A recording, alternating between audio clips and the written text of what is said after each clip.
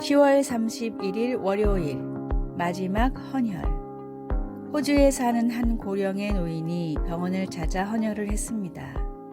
헌혈을 마친 노인이 병원을 나서자 무수히 많은 사람들이 꽃다발을 들고 기다리고 있었습니다.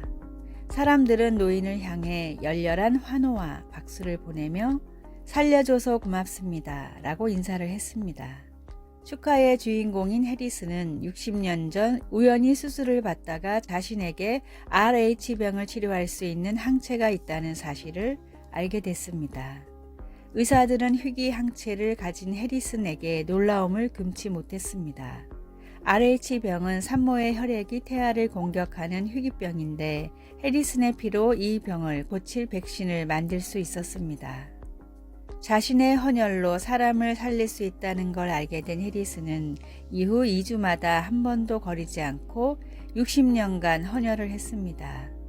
1173번의 헌혈을 통해 200만 명을 살린 해리슨은 81세가 되면서 호주법으로 더 이상 헌혈을 할 수가 없었습니다.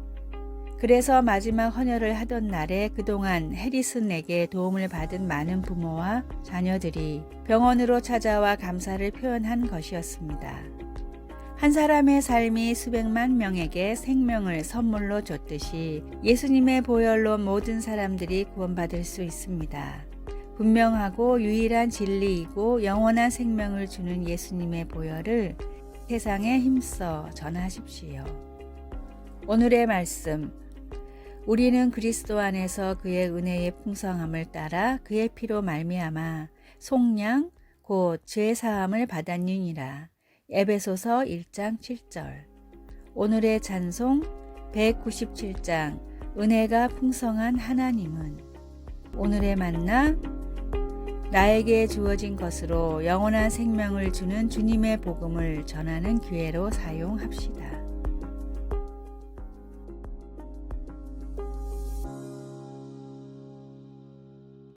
11월 1일 화요일. 다 알아요. 5살짜리 아이는 모든 걸 다 안다고 주장하며 우리에게 웃음을 줍니다. 아이들은 뭐든지 안다고 때로 그럴 수 있지만 조금 더 나이를 먹은 우리는 그렇지 않다는 걸 압니다.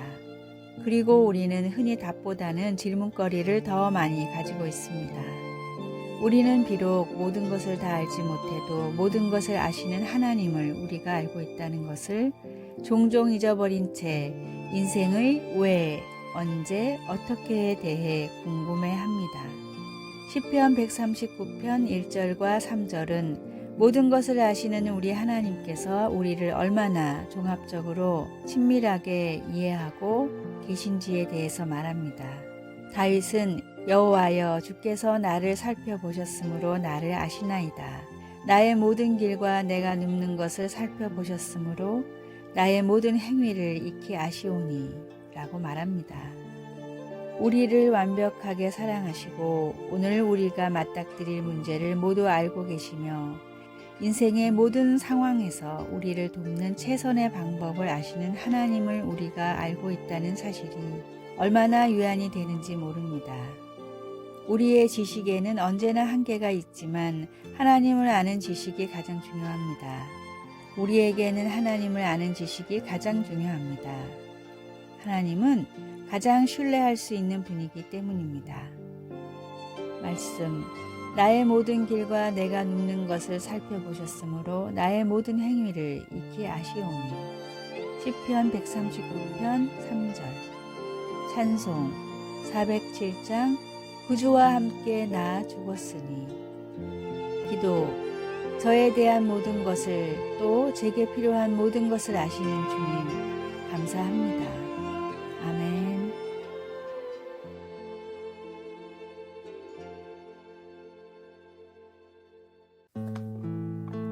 11월 2일 수요일. 소중한 두 샘물. 인접한 산속에 물이 귀한 두 마을이 있었습니다.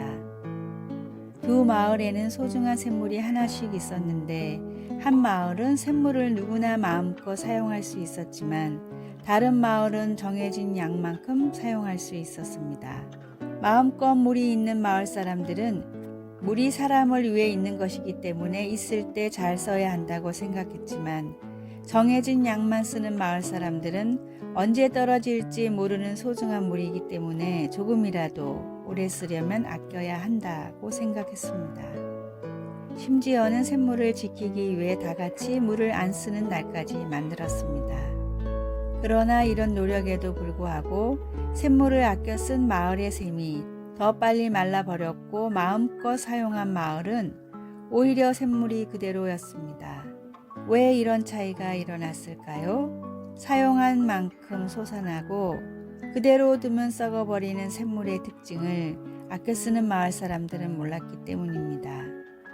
자꾸 퍼내야 더 솟아나는 샘물처럼 하나님의 은혜와 능력 역시 그렇습니다. 풍성한 은혜의 샘을 바라만 보다 좋은 때를 놓치는 어리석은 사람이 나의 모습이 아닐까요?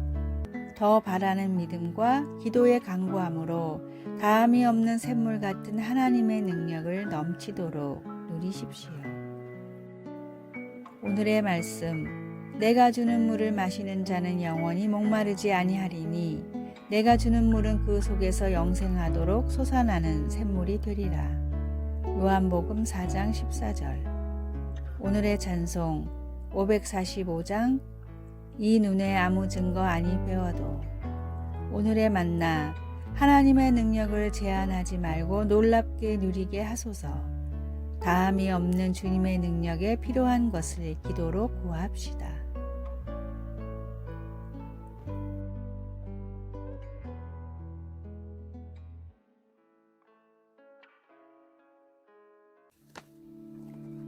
(11월 3일) 목요일, 멍게의 운명이 아닌 성장으로.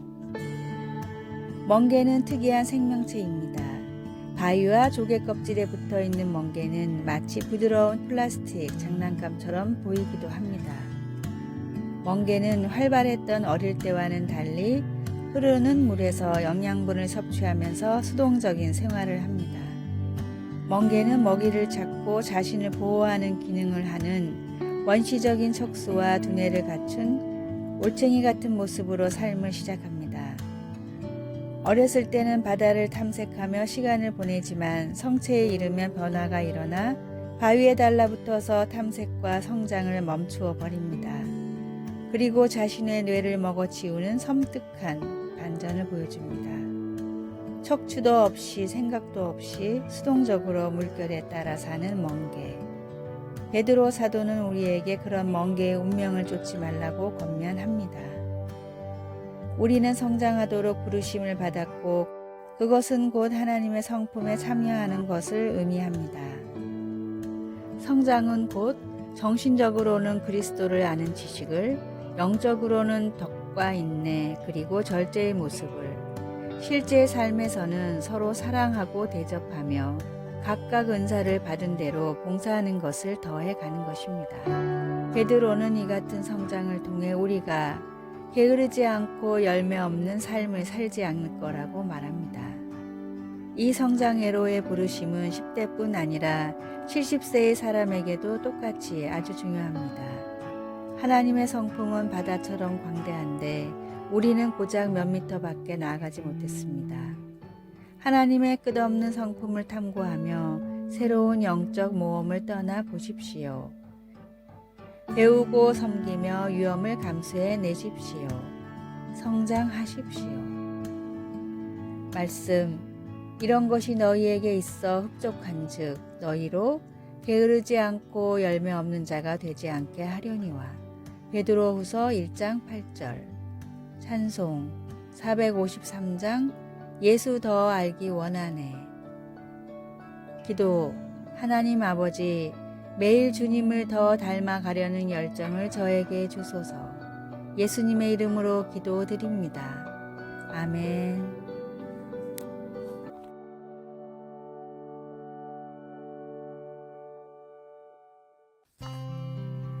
11월 4일 금요일, 대나무 주사위의 메시지.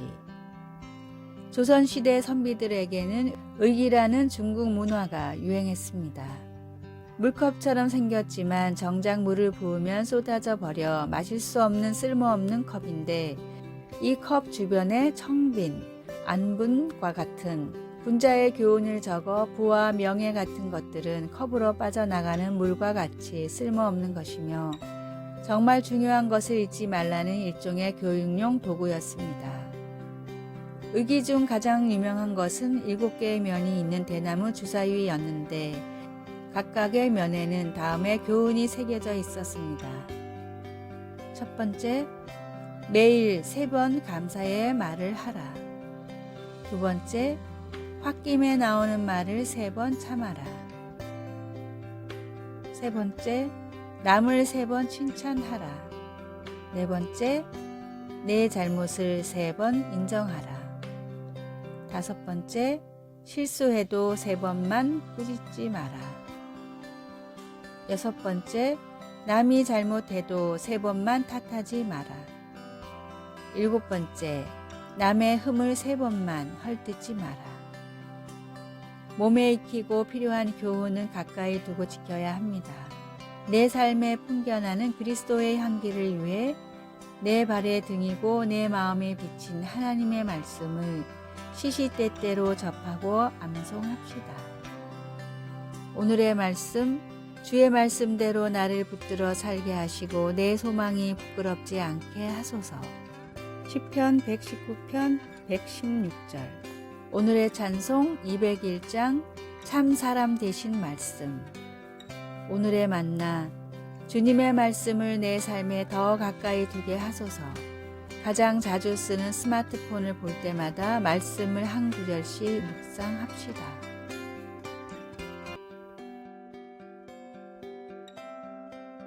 아래의 빨간색 글자 구독을 누르시어 더 많은 전도의 열매를 맺으시기를 기도합니다.